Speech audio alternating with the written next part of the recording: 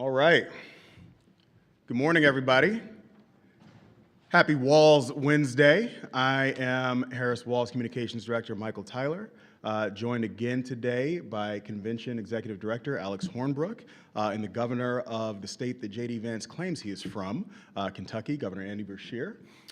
So without further ado, I'll kick it over to Alex, then the governor, I'll speak, and then the governor will speak, and then we'll take a few of your questions. Thank you, Michael. Good morning, everybody. Thank you for joining us. The third day of the 2024 Democratic National Convention. So last night you heard from Democrats, Republicans, and Independents about how the Harris-Walz ticket is building on the transformative accomplishments of the Biden-Harris administration and laying out their bold vision for the future for our country.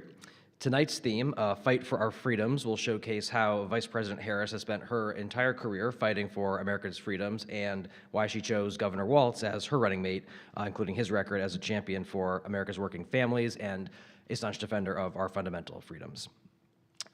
Tonight in our program, you're going to be hearing from everyday Americans whose freedoms and livelihoods hinge on this election. You'll also hear from some of our leaders, both in the Senate, Senator Cory Booker, Senator Chris Murphy, Catherine Cortez Masto, Amy Klobuchar, as well as our leaders in the House, including Leader Hakeem Jeffries and Speaker Emerita Nancy Pelosi. We'll also have some of our other fiercest champions of the Harris-Walz ticket, Governor Wes Moore, Governor Josh Shapiro, and Mayor Pete Buttigieg. You'll hear from Republicans, including Olivia Troy and Jeff Duncan, who are putting their country over their party. You'll also hear from President Clinton, who'll underscore the importance of this moment and this election, not just for our party, but for our country's future. And finally, of course, you'll hear from Governor Walz, our vice presidential nominee. He'll introduce himself to the American people tonight on the convention stage, highlighting the small-town values that have shaped his lifetime of service and his commitment to safeguarding the freedoms that we all hold dear. With that, I'll turn it back to Michael. Thank you, Alex, and again, happy Walz Wednesday. So it is halftime in our convention week, so what better time than tonight for Coach Walz to accept his party's nomination for Vice President of the United States. Let's talk about what we've seen in the first half of this convention so far. The American people are seeing a split screen between Vice President Kamala Harris, who's fighting for the middle class, and Donald Trump, who's too obsessed with himself to actually care. Throughout the convention, we're hearing about Kamala Harris's vision for a new way forward that includes economic opportunity, lower costs, and more freedoms, while Trump is making a mess of his return to the campaign trail, talking about ripping away our freedoms, jacking up taxes and costs on the middle class, and dragging us backwards. Yesterday, voters saw Trump refuse to condemn white supremacists who marched in his name. He lied about his support for defunding the police. He ignored the lives that were lost on January 6th. As the vice president called out in her remarks last night, on Monday, Trump told CBS News that he had no regrets about overturning Roe. Meanwhile, on our convention stage, Amanda and Josh Zarowski, Caitlin Joshua, and Hadley Duvall shared their powerful stories and the real-life consequences of Trump's actions with audiences across the country. But this convention isn't just about the speeches. It's another way we're cementing the choice that the American people will face this November.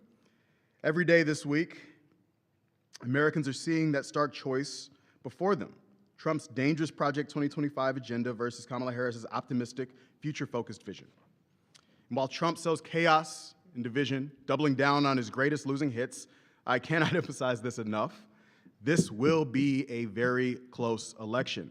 And this campaign isn't wasting any time talking to the voters that will decide this election. It's why Vice President Harris and Governor Walz campaigned yesterday in front of 15,000 voters in Wisconsin, and while we're using the convention as an opportunity to engage and reach new voters.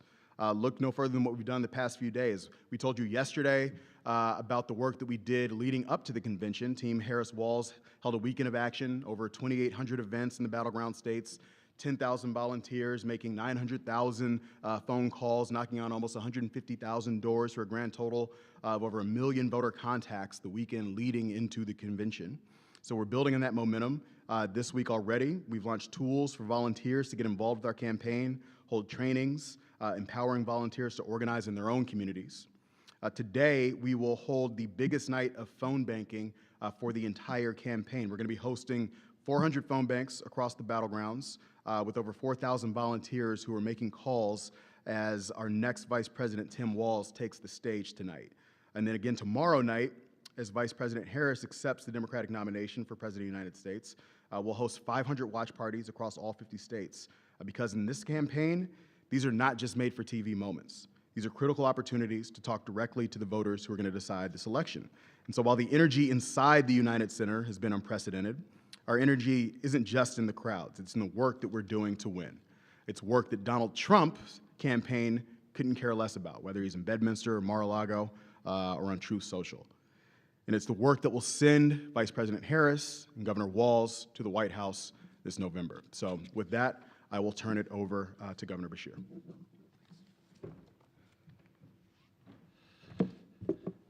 I guess belongs up here. Well, good morning, everybody. I couldn't be more excited to be in Chicago. We are seeing more momentum on the ground and across the country than I have ever seen in politics, than I have ever seen in my life. Not just here, but in the states that will decide this election, but even in states that might not be competitive, you are seeing more people come out, more people give money, more people volunteer, more people get on board with this campaign. It is really exciting to feel it all over this country. The energy is unprecedented. From the volunteers to the grassroots donations pouring in, to the stories that we hear directly from voters themselves. As Americans are tuning in, they are hearing straight from Democrats and Democratic governors about the issues that matter most to them. That's why I'm excited for my good friend, Tim Walz, and he's going to become our next vice president. He is a teacher, a coach, and a lifelong hunter. Tim won his very first state in something that I know, a deep red district, by fighting for farmers and for rural communities. Tim understands that we don't govern to move a country or a state to the right or the left. Tim won his first race by recognizing that our job is to move our people forward, no matter how hard Donald Trump tries to drag us backwards. When people wake up in the morning, they are not thinking about the most recent rant by Donald Trump on Truth Social. They're thinking about their job and whether they make enough to support their families. They're thinking about the next doctor's appointment for themselves, their parents, or their kids. They're thinking about the roads and bridges they're going to drive that day. They're thinking about the public safety in their community and the public school they're going to drop their kids off that day. That is how Tim Walz has governed in Minnesota, addressing people's everyday needs, and it's why he has done such a good job for everyone, Democrat, Republican, Independent, lifting all of his citizens up. When you look at Tim, you see a Democratic governor delivering results in every community, from the cities to the suburbs to rural towns. Like Vice President Harris, he has worked around the clock to help middle-class families get ahead.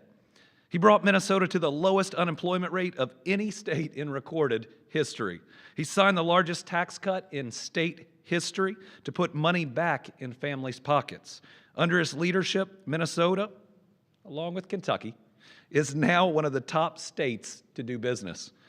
He increased funding for law enforcement to keep Minnesotans safe. He took action to protect reproductive freedoms when Donald Trump's Supreme Court stripped them away. That's what leadership looks like. So I couldn't be more excited for the Harris-Walz ticket, because I know that they'll keep fighting tooth and nail for all of us Americans. They'll lower costs for middle-class families. They will protect our freedoms. They will expand access to affordable health care. They'll make sure our country moves forward and not backward.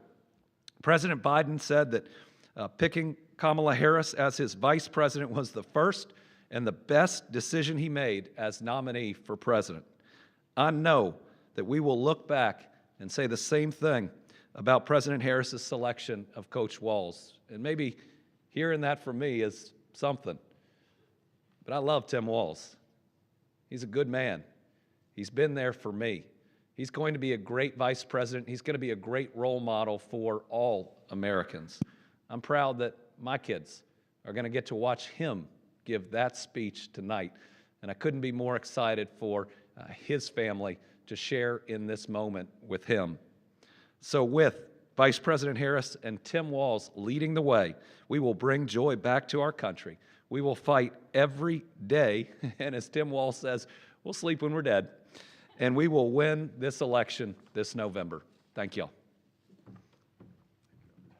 Thank you, Governor. Thank you, Alex. With that, we have a microphone. We will go around and take a few questions. Let's come over here real quick.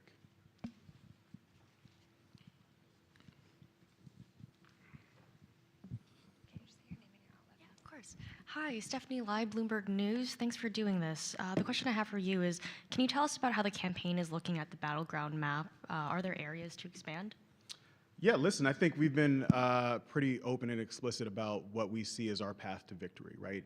It's why you've seen the Vice President and the Governor not just spend time here in Chicago, but leading into the convention, they did a bus tour throughout Pennsylvania, through Western Pennsylvania. It's why yesterday they weren't just here, they were also in Milwaukee with 15,000 people at Pfizer Forum, another critical city in a crucial swing state. And so we know that our path to victory includes, of course, the critical blue wall states of Pennsylvania, Michigan, and Wisconsin, but we're also focused on the states that we won in 2020, out west, Arizona and Nevada, and the southeast, Georgia and North Carolina. We understand that what was the Biden-Harris coalition is now fully the Harris-Walz coalition, and that provides us with multiple pathways to 270 electoral votes. And that's why moments like this are critically important, again, as I said earlier, not just for the TV spectacle, but because they provide us with an opportunity to fully engage and organize with our grassroots army.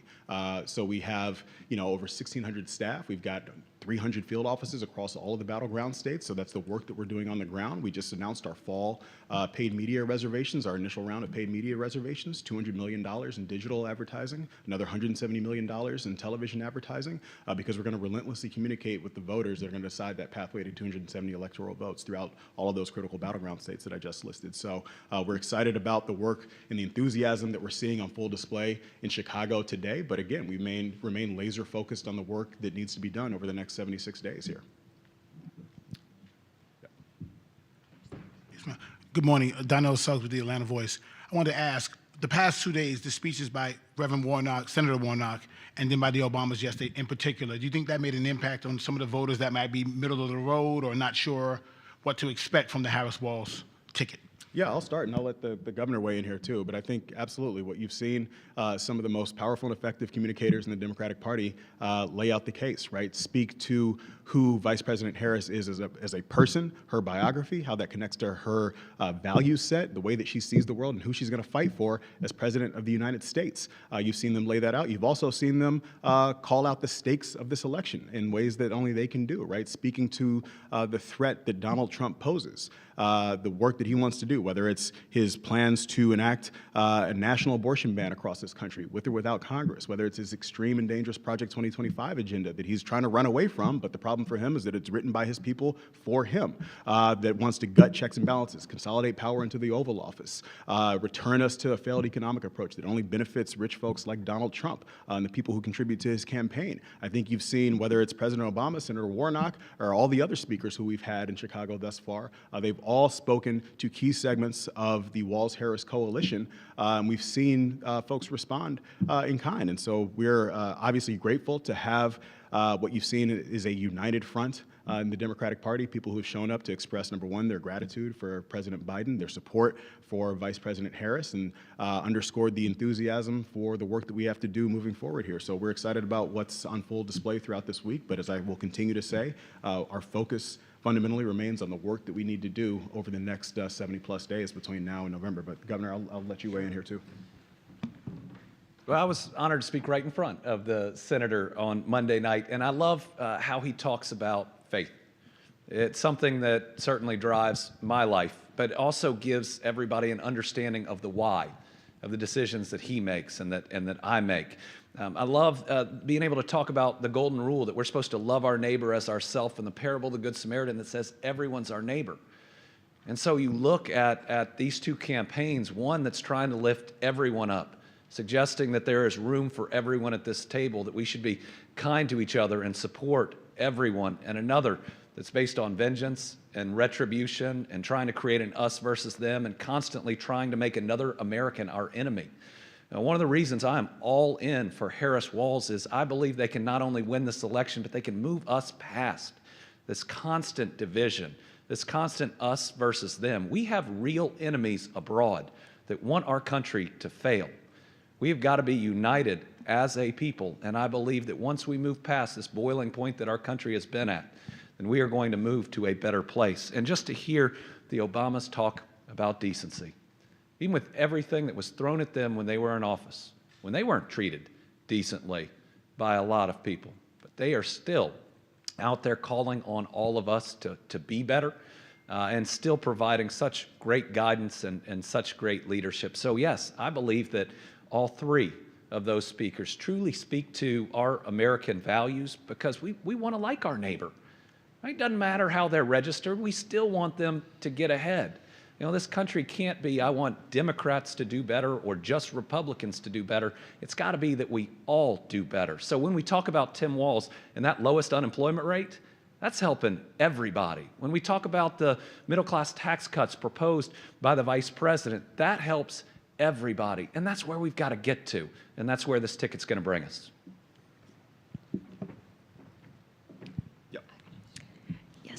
Miriam Manaka from NHK. I was just wondering whether you could share some more details about what we can expect from Governor Walz's speech tonight.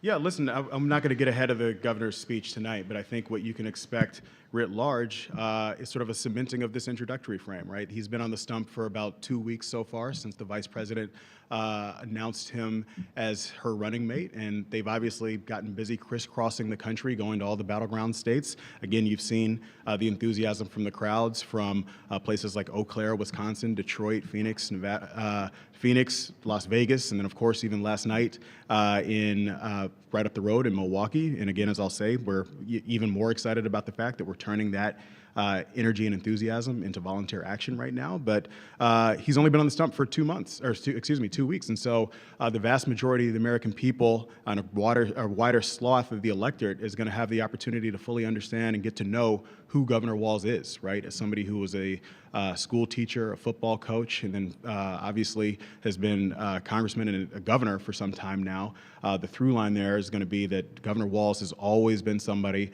who's fought for the vulnerable, who's fought for those in need, who's taken on special interests for the benefit of the people that he represents. And so the American people will have an opportunity to see that in prime time tonight, many for the very first time, and we're excited about it. Where did we go? Yep, let's go right here. Oh, thank you. Sure, Jackie Coppell, News Nation. On the subject of the speeches, whether it's in Governor Walz or Vice President Harris, can you talk about any details in terms of the policy we're going to hear specifically, not just the autobiographical information? Yeah, I don't have anything further to read out insofar as policy previews. I mean, listen, I think what you've seen since the launch of this new ticket beginning on July 21st, you've seen both the vice president and the governor fan out across the country, introduce themselves to the American people, to the voters that are going to decide this election. That's included rallies, it's included the bus tour that we've done across Pennsylvania. So we'll continue to do that. But what you've also seen is the vice president begin to lay out her vision for how she wants to move this country forward. It's why last week she went to North Carolina to unveil some of the first planks of her economic agenda that's focused on lowering costs for the American people, right? How do we lower grocery costs, take on meat processors? How do we lower the cost of housing for people through number one, building more housing, but also assisting first-time home buyers, assisting renters? How do we actually have a tax code that's fair for the middle class? The vice president wants to give the middle class a tax cut versus Donald Trump through his across-the-board tariffs, wants to raise taxes on the middle class to the tune of $3,900. We've already seen economists point to Donald Trump's economic policies, whether it's his across-the-board tariffs or everything else that he wants to do that would serve as an inflation bomb. Moody's says that his economic policies would likely cause another recession in 2025. And so we are going to run on that economic contrast. And you'll see the vice president and the governor as they continue to fan out from Chicago over the course of the next 76 days here, continue to expand on their vision, expand on their agenda, including policy details, and we're excited to share those with the American people. But it's going to be, whether it's on the economy, whether it's on our fundamental rights and freedoms, I think the contrast is going to be very stark, and very clear for the American people to see, no matter whether it's your economic interests, whether it's standing up for the rights of Americans, including the rights of women, whether it's standing up for our democracy and our fundamental rights in this country, there's only one ticket that is fighting for the American people on all those issues, and it's Kamala Harris and Governor Walz, certainly not Donald Trump. Let's go down here in front. We'll go here, and then we'll go there, and we'll probably close out. Brett Rowland, the Center Square. The GAO has been warning the President and Congress for more than 2 decades that U.S. spending levels are unsustainable.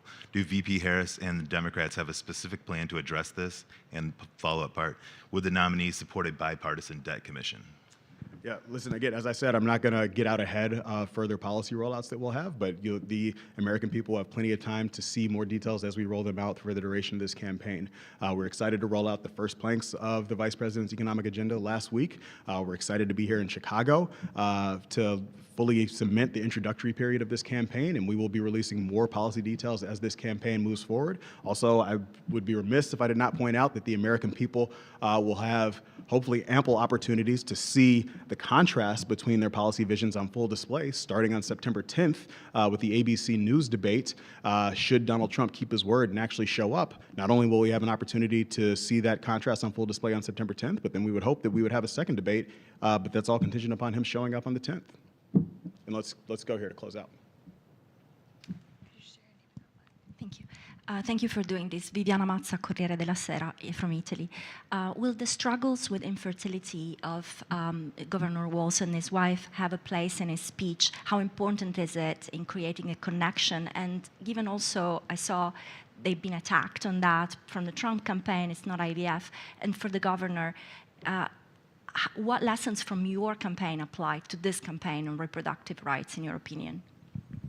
Yeah, I'll start off and I'll kick it to you, Governor. Yeah, listen, I think, as I said, the governor is going to fully, cement the introductory period here, this phase of the campaign tonight. I think he's been very clear so far that infertility is a deeply personal journey that both he and his wife have been courageous enough to share. I think that should be celebrated. I think it's frankly very relatable to millions of American families across this country who have gone through the same struggle.